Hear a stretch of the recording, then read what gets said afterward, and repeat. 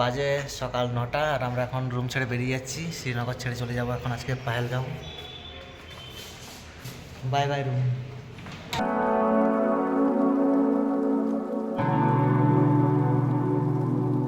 যাওয়ার পথে প্রথমে ঘুরে দেখলাম অর্গানিক কেশর স্টোর। এখানে বিভিন্ন রকম ড্রাই ফ্রুটস, স্যাফরন, আতর আরও অনেক কিছু জিনিস ছিল। এখান থেকে আমরা নিলাম বাড়ির জন্য কেশর আর হচ্ছে লেমন বেল।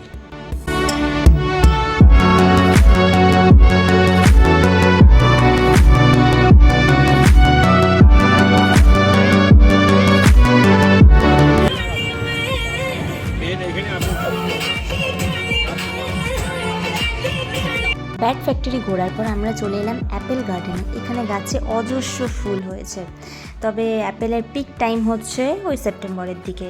তখন আসলে আপনারা গাছে অজস্র অ্যাপেল আপনারা দেখতে পাবেন। আর এখানে সব জায়গায় মানে পুরোটা গার্ডেন কিন্তু ঘোরানো হয় না, কিছুটা জায়গায় রাখা হয়েছে পর্যটকদের জন্য। তো ওই কিছুটা জায়গায় আমরা ঘুরে দেখে নিলাম। লিডার নদী বের করে আমরা প্রবেশ করলাম পেহেলগাঁও শহরে। বেলা 2:30 নাগাদ আমরা এসে পৌঁছলাম আমাদের হোটেলে। আমাদের হোটেলের নাম হচ্ছে পেহেলগাঁও ইন। আমাদেরকে একটি কটেজের ব্যবস্থা করে দেওয়া হয়েছিল। এই একটু পরেই আমরা এই রুমে এসে আমরা ফ্রেশ হয়ে আমরা লাঞ্চ করতে বেরোলাম। দিয়ে তারপরে লাঞ্চ হয়ে যাওয়ার পর আমরা এখানে পাশেই একটি নদী আছে, লিডার নদী, সেখানে আমরা একটু ঘুরতে বেরোলাম।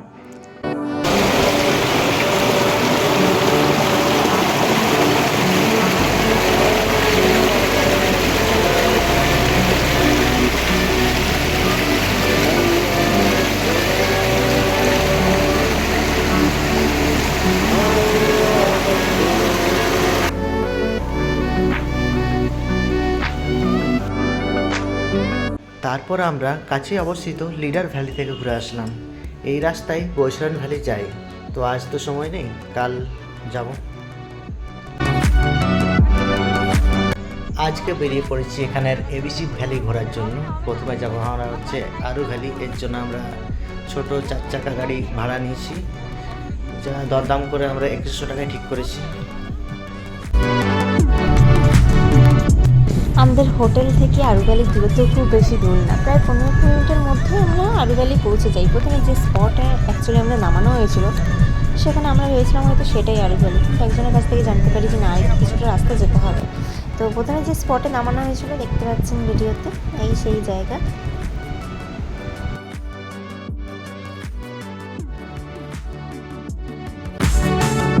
বেশ কিছুক্ষণ এখানে সময় কাটানোর পর কিছু ফটো তুলে এই ভিডিও করে আমরা তারপরে গাড়িতে বসলাম। তারপর আমাদেরকে আরু ভ্যালিতে নামানো হলো। তারপর এখানে চাইলে আপনারা পায়ে হেঁটেও আসতে পারেন অথবা ঘোড়াও আছে, তবে আমরা প্রেফার করলাম যে পায়ে হেঁটে গেলেই ভালো হবে, পুরো জায়গাটা ঘুরে ঘুরে যেতে পারবো আর কি। তারপরে এসে পৌঁছলাম আরু ভ্যালিতে।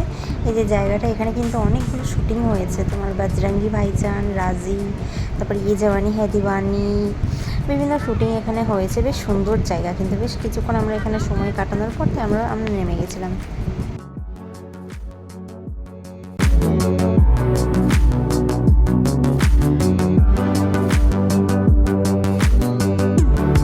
এই চন্দনবাড়ি হচ্ছে অমরনাথ যাত্রায় হেঁটে যাওয়ার স্টার্টিং পয়েন্ট। এখানেও আমরা কিছুটা বরফ পেয়েছি এবং বরফে কাটানো কিছুটা মুহূর্ত আপনাদের সাথে শেয়ার করে নিলাম।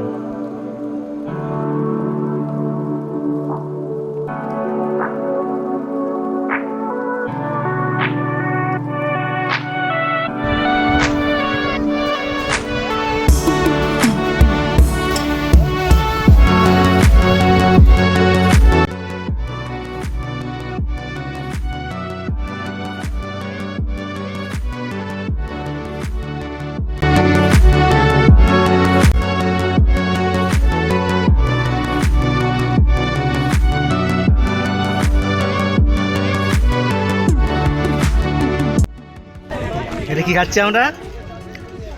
হ্যাঁ, কি খাচ্ছি বলো বলো।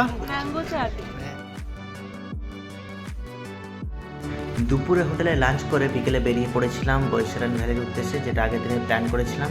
এটা পুরোটাই ট্রেকিং করে হেঁটে এসেছিলাম। এটার একটা মিনি ব্লগ বানানো আছে, যেটা এই ভিডিওর ডেসক্রিপশনে দেওয়া আছে, লিঙ্কে ক্লিক করে আপনারা ঘুরে আসতে পারেন। আমরা এখন এসে পড়েছি কাটরায়। পেহেলগাঁও থেকে কাটরা আসার সময় তেমন কোনো ভিডিও নেওয়া হয়নি। এখানে আমরা এসে পৌঁছেছি প্রায় 4টে নাগাদ, যেহেতু আমাদের হাতে অনেক সময় ছিল, রাত্রেবেলা জম্মু থেকে 11টা থেকে ট্রেন ছিল, তো এই জন্য বেশ কিছুক্ষণ এখানে সময় কাটানো হয়েছিল বাকি সদস্যদের সাথে। এবার হোটেলের ব্যাক সাইড থেকে এই ভিডিওটা নেওয়া হয়েছে। এখানে যে ওই নীল রঙের সেট করা আছে, এখান দিয়ে মানে বৈষ্ণোদেবীর যাত্রাটা শুরু হয়। পাহাড়ের ওই পারে হচ্ছে মন্দিরটা, তো আমাদের প্ল্যানের মধ্যে ছিল না, তাই আমাদের গাড়ি তারপরেই এলো, তখন আমরা জম্মুর উদ্দেশ্যে রওনা দিলাম।